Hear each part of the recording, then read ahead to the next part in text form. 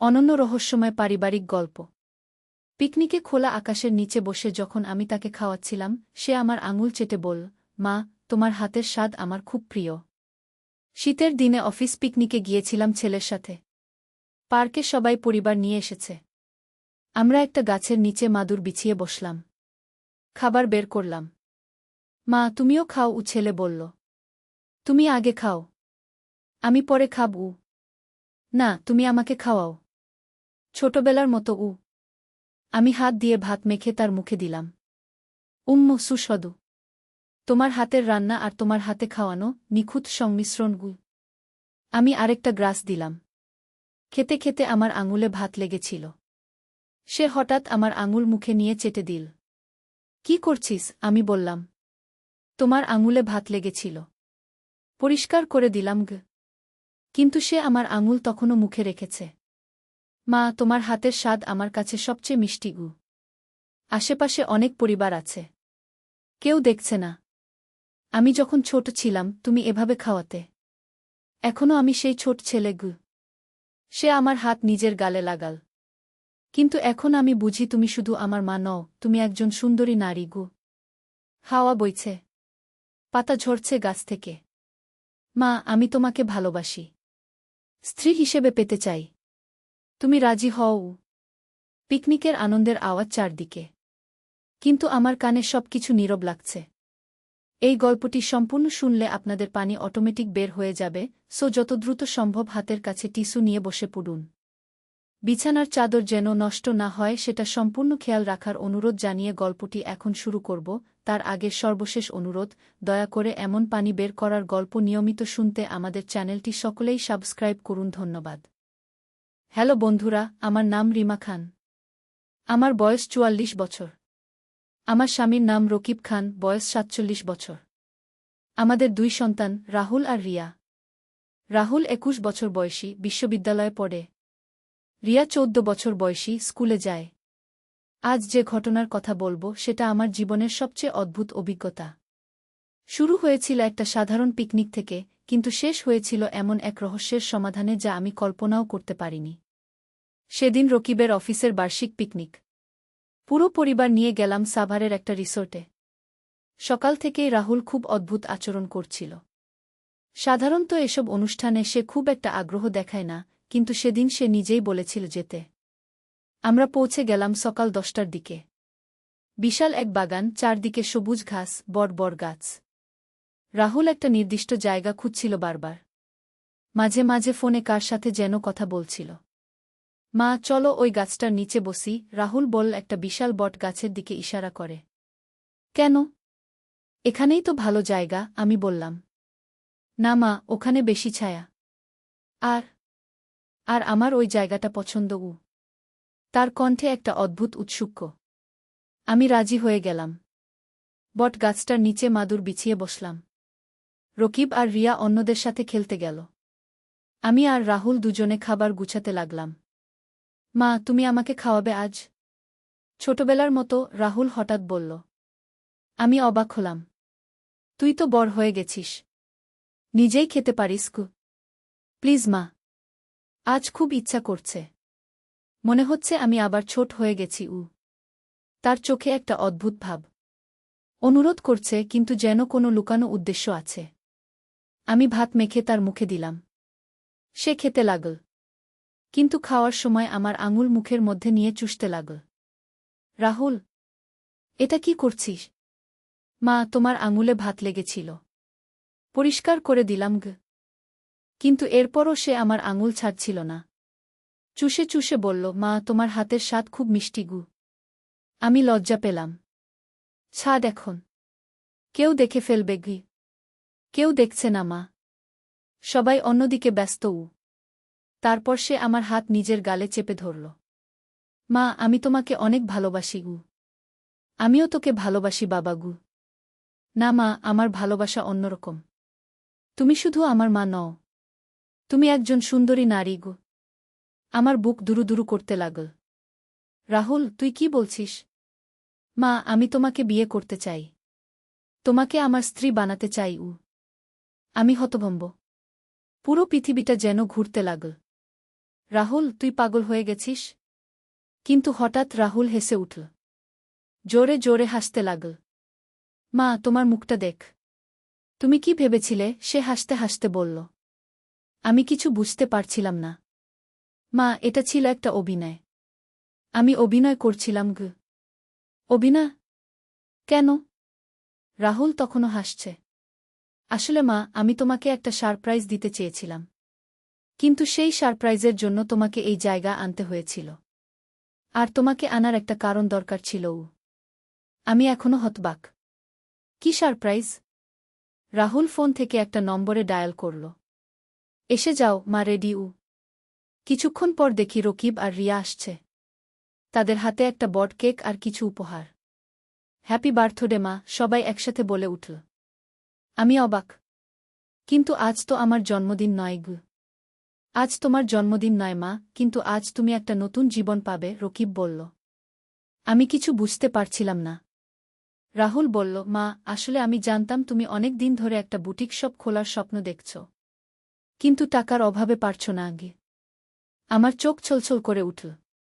সত্যি, আমি অনেক দিন ধরে একটা ছোট বুটিক শপ খোলার স্বপ্ন দেখতাম। তাই আমি, বাবা আর রিয়া মিলে গোপনে টাকা জমিয়েছি। 1 লাখ টাকা। তোমার বুটিক শপের জন্য। রকিব একটা খাম আমার হাতে দিল। এই রে তোর স্বপ্নের টাকা। আমি কাঁদতে শুরু করলাম। খুশির কান্না। কিন্তু রাহুল, তুই এত বাজে অভিনয় কেন করলি? রাহুল লজ্জিত হাসি দিল। আসলে মা, আমাদের পরিকল্পনা ছিল তোমাকে এই বট গাছের নিচে আনার। কারণ এই গাছের নিচেই বাবা তোমাকে প্রথম প্রপোজ করেছিল 25 বছর আগে। আর আজ তোমরা বিয়ের 25 বছর পূর্ণ করলে। আমি ভুলেই গিয়েছিলাম। আজ সত্যিই আমাদের রজত বিবাহবার্ষিকী। কিন্তু তোমাকে এই নির্দিষ্ট গাছের নিচে আনতে হলে একটা কারণ দরকার ছিল। তাই আমি ভেবেছিলাম একটু রহস্য তৈরি করি। কিন্তু ভাবিনি যে এত বাজে অভিনয় করব। আমি রাহুলকে জড়িয়ে ধরলাম। তোর অভিনয় বাজে, কিন্তু ভালোবাসা সত্যি। তারপর আমরা সবাই মিলে কেক কাটলাম। রকিব বলল, রিমা, 25 বছর আগে আমি তোমাকে এই গাছের নিচেই বলেছিলাম যে তুমি আমার জীবনের সবচেয়ে সুন্দর উপহার। আজও তাই মনে করি। কিন্তু গল্প এখানেই শেষ নয়। কেক কাটার পর আমরা একসাথে ছবি তুলছিলাম। হঠাৎ একজন বয়স্ক লোক এসে বললেন, আপনারা কি জানেন এই গাছটার ইতিহাস? আমরা সবাই তাকালাম। আমার নাম করিম উদ্দিন। আমি এই রিসোর্টের পুরানো মালি। এই বট গাছটার নিচে অনেক গল্প আছে। আমরা সবাই কৌতূহলী হয়ে গেলাম। এই গাছটা প্রায় 100 বছরের পুরানো। এই গাছের নিচে এক রাজা প্রথম তার প্রেমিকাকে দেখেছিলেন। সেই থেকে এই গাছের একটা অদ্ভুত ক্ষমতা আছে। কি ক্ষমতা? রিয়া উৎসুক হয়ে জিজ্ঞেস করল। যারা এই গাছের নিচে সত্যিকারের ভালোবাসার কথা বলে তাদের সব স্বপ্ন পূরণ হয়। আমি বিশ্বাস করলাম না। কিন্তু করিম চাচা আরও বললেন, আমি গত 30 বছর ধরে এই গাছের নিচে অনেক মানুষকে দেখেছি। যারাই এই গাছের নিচে সত্যিকারের ভালোবাসার কথা বলেছে তাদের সবার স্বপ্ন পূরণ হয়েছে। রকিব বলল, তাহলে আমার স্ত্রীর বুটিক শপের স্বপ্ন পূরণ হবে। করিম চাচা হাসলেন, অবশ্যই হবে। কিন্তু একটা শর্ত আছে। কি শর্ত? এই গাছের নিচে যে ভালোবাসার কথা বলা হয় সেটা অবশ্যই নিঃস্বার্থ হতে হয়। আর সেই ভালোবাসার প্রমাণ দিতে হয়। আমি জিজ্ঞেস করলাম, প্রমাণ মানে? যে কাজটা করতে সবচেয়ে ভয় পায় বা লজ্জা পায় সেটা করতে হয়। হঠাৎ রাহুল বলল, তাহলে আমার অভিনয়টা ঠিকই হয়েছে। সবাই তাকাল। আমি সবচেয়ে লজ্জা পাই মায়ের সামনে এইরকম বিশ্রী কথা বলতে। কিন্তু মায়ের স্বপ্ন পূরণ করার জন্য আমি সেটাও করেছি। করিম চাচা খুশি হয়ে বললেন, তাহলে তোমাদের স্বপ্ন অবশ্যই পূরণ হবে। আমরা হাসতে লাগলাম। কিন্তু আসল রহস্য তখনও বাকি ছিল।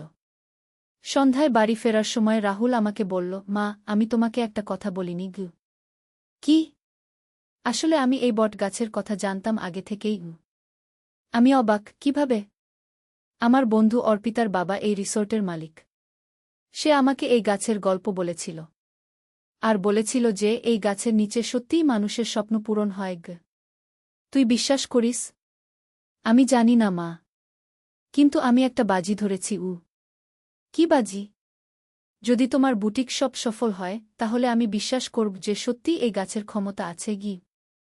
পরদিন সকালে আমার ফোন এল। আমাদের এলাকার সবচেয়ে ভালো শপিং মল থেকে। তারা আমাকে সেখানে একটা বুটিক শপ দিতে চায়। ভাড়া কম, শর্ত ভালো।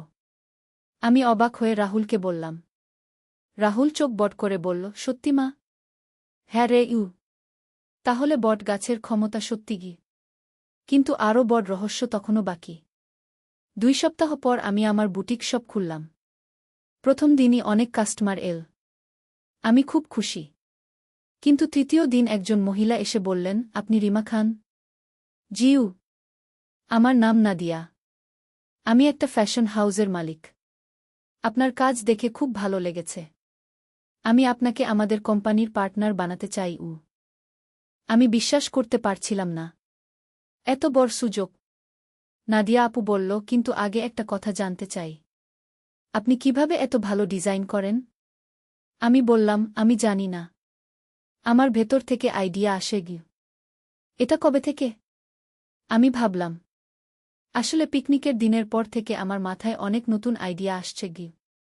নাদিয়া আপু মুচকি হেসে বললেন, কোনো পিকনিক? আমি পিকনিকের গল্প বললাম। বট গাছের কথাও বললাম। নাদিয়া আপু শুনে বললেন, আমিও সেই গাছ চিনি গিয়ে। সত্যি? হ্যাঁ। আমিও সেই গাছের নিচে প্রার্থনা করেছিলাম। তারপর থেকেই আমার ব্যবসা ভালো হয়েছে গিয়ে। আমি অবাক।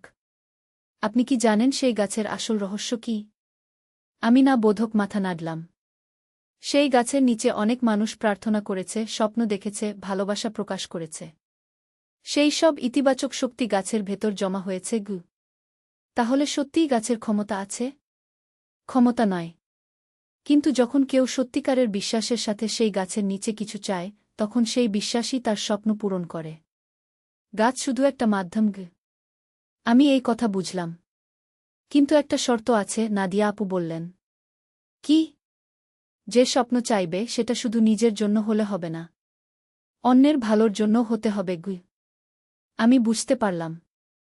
আমার বুটিক শপের স্বপ্ন শুধু আমার জন্য ছিল না। আমি চেয়েছিলাম আমার পরিবারের সবার জন্য কিছু করতে। নাদিয়া আপু আমাকে পার্টনারশিপের কাগজপত্র দিলেন। আমি সই করলাম। ঘরে ফিরে সব কথা রাহুলকে বললাম। রাহুল বলল, মা, আমি এখন পুরোপুরি বিশ্বাস করি বট গাছের ক্ষমতায়। কেন? কারণ তুমি যখন সুখী থাকো, আমরা সবাই সুখী থাকি। তোমার স্বপ্ন পূরণ হওয়ার মানে আমাদের সবার স্বপ্ন পূরণ হওয়া গ। আমি রাহুলকে জড়িয়ে ধরলাম। তোর অভিনয় বাজে হলেও তোর মনটা খুব ভালো। আমরা সবাই হাসতে লাগলাম।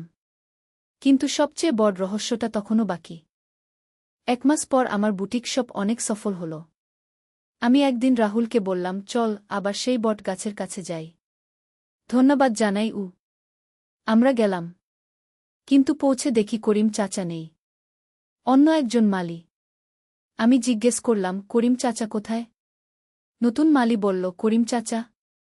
এখানে কোনো করিম চাচা নেই তো গু। আমি অবাক, কেন? উনি তো এখানে 30 বছর ধরে কাজ করেন গু। আপনি কার কথা বলছেন? আমি এই রিসোর্টে 5 বছর ধরে কাজ করি। এখানে কোনো করিম নামে মালি নেই গি। আমি রাহুলের দিকে তাকালাম। রাহুলও হতবাক। তাহলে যে লোকটা আমাদের সাথে কথা বলেছিল সে কে? নতুন মালি বলল, আপনারা কি ধরনের লোকের কথা বলছেন? আমি করিম চাচার চেহারা বর্ণনা করলাম। মালি ভেবে বলল, আপনারা হয়তো পুরানো মালিক রহিম চাচার কথা বলছেন গু। রহিম চাচা? হ্যাঁ। রহিম চাচা এই রিসোর্টের প্রতিষ্ঠাতা ছিলেন। উনি এই বট গাছটা লাগিয়েছিলেন গে। আমার গা শিউরে উঠল। উনি এখন কোথায়? উনি তো 10 বছর আগে মারা গেছেন গু। রাহুল আমার হাত ধরল। মা, আমাদের চলে যাওয়া উচিত কে? কিন্তু আমার আরও জানতে ইচ্ছা করছিল। রহিম চাচা কেমন মানুষ ছিলেন? খুব ভালো মানুষ ছিলেন। সবার সাহায্য করতেন। বিশেষ করে যারা কোনো সমস্যায় থাকত তাদের পরামর্শ দিতেন। উনি এই গাছের কথা বলতেন? হ্যাঁ। উনি বলতেন যে এই গাছের নিচে সত্যিকারের ভালোবাসা প্রকাশ করলে মানুষের স্বপ্ন পূরণ হয় গ। আমি শিউরে উঠলাম। আমরা যার সাথে কথা বলেছিলাম সে তাহলে রহিম চাচা মারা যাওয়ার আগে কি বলে গেছেন? উনি বলে গেছেন যে উনি মরলেও এই গাছের পাশে থাকবেন। যারা সত্যিকারের সাহায্য চাইবে তাদের সাহায্য করবেন গু। আমার চোখে জল এসে গেল। রাহুল বলল, মা, রহিম চাচা আমাদের সাহায্য করেছেন গু। আমি বট গাছের দিকে তাকালাম। ধন্যবাদ রহিম চাচা। আপনি আমাদের স্বপ্ন পূরণ করে দিয়েছেন গু। হাওয়ায় গাছের পাতা নড়ল, যেন সাড়া দিচ্ছে। আমরা বাড়ি ফিরে এলাম। কিন্তু আরও অদ্ভুত ব্যাপার বাকি ছিল। পরদিন আমার বুটিক শপে একজন বৃদ্ধা এলেন। তিনি বললেন, আমার নাম রাবেয়া। আমি রহিম সাহেবের স্ত্রী গু। আমি চমকে গেলাম। রহিম সাহেব? জি হ্যাঁ। আমার স্বামী সাভারে একটা রিসোর্ট করেছিলেন। সেখানে একটা বট গাছ আছে গি। আমার হাত কাঁপছিল। আপনি কি সেই গাছের নিচে আমার স্বামীর সাথে কথা বলেছেন? আমি কিছু বলতে পারছিলাম না। রাবেয়া আন্টি বললেন, আমার স্বামী মারা যাওয়ার পর অনেক মানুষ আমাকে বলেছে যে তারা তাকে সেই গাছের কাছে দেখেছে। তিনি মানুষের সাহায্য করেন গো। আমি কাঁদতে শুরু করলাম। আপনি কাঁদছেন কেন মা? আমি পুরো ঘটনা রাবেয়া আন্টিকে বললাম। রাবেয়া আন্টি শুনে বললেন, আমার স্বামী আপনাকে সাহায্য করেছেন। আমি খুব খুশি গু। কিন্তু আন্টি, এটা কি সম্ভব? মা, ভালোবাসা আর সাহায্যের শক্তি মৃত্যুর থেকেও বেশি। আমার স্বামী জীবিত অবস্থায় মানুষের সাহায্য করতেন। মরার পরেও করছেন গু। আমি এই কথা বিশ্বাস করতে চাইছিলাম। আন্টি, আমি কি করতে পারি? আপনি যে সফল হয়েছেন সেটাই যথেষ্ট। আমার স্বামীর আত্মা খুশি হয়েছে গি। রাবেয়া আন্টি আমার দোকান থেকে একটা শাড়ি কিনলেন। এটা আমার স্বামীর কবরে নিয়ে যাব। উনি খুশি হবেন ঘ। আমি কিছু টাকা নিতে চাইলাম না। আন্টি, এটা আমার উপহার। না মা, ব্যবসায় উপহার দেওয়া যায় না। তাহলে বরকত কমে যায়। আমি টাকা নিলাম। কিন্তু মনে মনে ঠিক করলাম যে এই টাকা দিয়ে গরিব মানুষের সাহায্য করব। রাবেয়া আন্টি চলে যাওয়ার পর আমি রাহুলকে ফোন করলাম। সব কথা বললাম। রাহুল বলল, মা, আমি এখন পুরোপুরি বিশ্বাস করি যে ভালো কাজের শক্তি অসীম গো। কেন? কারণ রহিম চাচা মরার পর ও মানুষের সাহায্য করছেন। এটা প্রমাণ করে যে ভালো কাজ কখনো মরে না গে। আমি গর্বিত হলাম রাহুলের কথা শুনে। সেদিন রাতে আমি স্বপ্ন দেখলাম রহিম চাচা আমার কাছে এসে বলছেন, মা, তুমি ভালো কাজ করছ। চালিয়ে যাও। চাচা, আপনি কি সত্যিই ভূত? রহিম চাচা হেসে বললেন, না মা, আমি ভূত নই। আমি একটা ভালোবাসা, যেটা মৃত্যুর পরেও বেঁচে থাকে গু। আমি স্বপ্নে জিজ্ঞেস করলাম, চাচা, আমি কি করব? তুমি যেটা করছো সেটাই করো। মানুষের সাহায্য করো। তোমার সফলতা অন্যদের অনুপ্রেরণা দেবে গে। আমি জেগে উঠলাম। কিন্তু স্বপ্নটা খুব স্পষ্ট মনে ছিল। পরদিন আমি ঠিক করলাম যে আমার দোকানের মুনাফার 10 ভাগ গরিব মানুষের জন্য দান করব। আমি একটা দাতব্য ফান্ড খুললাম। রহিম সাহায্য ফান্ডকে নাম দিলাম। প্রতি মাসে আমি এই ফান্ড থেকে গরিব মানুষের সাহায্য করি। আর প্রতি বছর আমাদের বিবাহবার্ষিকীতে আমরা সেই বট গাছের নিচে যাই। রহিম চাচাকে ধন্যবাদ জানাই। এখন আমার বুটিক শপ খুব সফল। আমার 3টা শাখা আছে। রাহুল আমাকে ব্যবসায় সাহায্য করে। কিন্তু সবচেয়ে বড় কথা হল, আমি বুঝেছি যে ভালোবাসা আর সাহায্যের শক্তি অসীম। রহিম চাচা শারীরিকভাবে নেই, কিন্তু তার ভালোবাসা এখনও আছে। সেই ভালোবাসা আমাকে সফল করেছে। আর আমি সেই ভালোবাসা অন্যদের কাছে পৌঁছে দিচ্ছি। গত বছর একটা মেয়ে আমার কাছে এসেছিল। সে বলেছিল, আন্টি, আমি একটা বুটিক শপ খুলতে চাই। কিন্তু টাকা নেই। আমি তাকে সাহায্য করেছি। তাকে রহিম সাহায্য ফান্ড থেকে টাকা দিয়েছি। এখন সেই মেয়ের ও একটা সফল দোকান আছে। এভাবে রহিম চাচার ভালোবাসা একজন থেকে আরেকজনের কাছে পৌঁছে যাচ্ছে। আমি বুঝেছি যে বট গাছের আসল ক্ষমতা ভালোবাসায়। যারা সত্যিকারের ভালোবাসা নিয়ে সেখানে যায় তারা সেই শক্তি পায়। আর সেই শক্তি দিয়ে তারা নিজেদের ও অন্যদের স্বপ্ন পূরণ করে। আজ রিয়া আমাকে বলল, মা, আমিও বড় হয়ে তোমার মতো মানুষের সাহায্য করব। আমি বললাম, হ্যাঁ মা, তুই পারবি গু। মা, রহিম নানা কি সত্যিই ছিল? আমি রিয়াকে জড়িয়ে ধরে বললাম, হ্যাঁ মা, রহিম নানা এখনও আছেন। আমাদের মনের মধ্যে, আমাদের ভালো কাজের মধ্যে গু। রিয়া বলল, তাহলে আমিও তার সাথে কথা বলতে পারব? অবশ্যই। তুই যখন কোনো ভালো কাজ করবি তখনই তার সাথে কথা হবে। রিয়া খুশি হয়ে গেল। আমার গল্প এখানেই শেষ। কিন্তু রহিম চাচার ভালোবাসার গল্প চলমান। প্রতিদিন কোনো না কোনো মানুষ সেই বট গাছের কাছে যায়। সাহায্য চায়। আর সেই সাহায্য পেয়ে যায়। কারণ ভালোবাসা কখনো মরে না। ভালো কাজের শক্তি অসীম। আর যারা সত্যিকারের বিশ্বাস নিয়ে ভালো কিছু চায় তারা সেটা পেয়েই যায়। তোমরাও যদি কখনো কোনো সমস্যায় পড় তাহলে বিশ্বাস রাখো। ভালোবাসা আর সাহায্যের হাত সব জায়গায় আছে। শুধু দেখার চোখ থাকতে হয়। আর যারা সাহায্য পায় তাদের উচিত অন্যদের সাহায্য করা। এভাবেই ভালোবাসার চক্র চলতে থাকে। রহিম চাচার মতো মানুষ সশরীরে না থাকলেও তাদের ভালোবাসা চিরকাল বেঁচে থাকে। আর সেই ভালোবাসা দিয়েই পৃথিবী সুন্দর হয়ে ওঠে। আমার গল্প শেষ। কিন্তু তোমাদের গল্প শুরু। তোমরাও ভালো কাজ করো। মানুষের সাহায্য করো। তাহলে তোমাদের চারপাশেও রহিম চাচার মতো ভালো মানুষের আত্মা বিরাজ করবে। আর তোমাদের সব স্বপ্ন পূরণ হবে। ভালোবাসা আর বিশ্বাস নিয়ে এগিয়ে চলো। জয় হোক ভালোবাসার। জয় হোক মানবতার।